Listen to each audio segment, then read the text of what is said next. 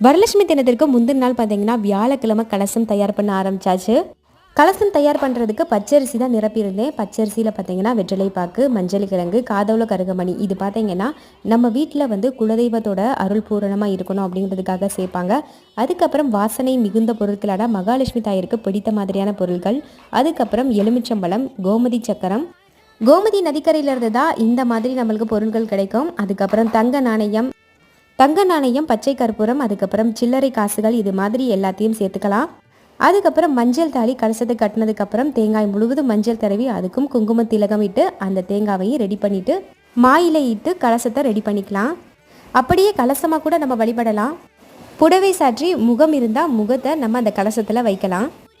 அம்மன் அழைப்புக்கு அம்மன் இப்போ தயாராகிட்டாங்க. இப்போ அம்மனை வீட்டில் அழைக்கிறதுக்கு தீபதூப ஆராதனை எல்லாம் காமிச்சு அழகாக வீட்டுக்கும் அழைச்சாச்சு.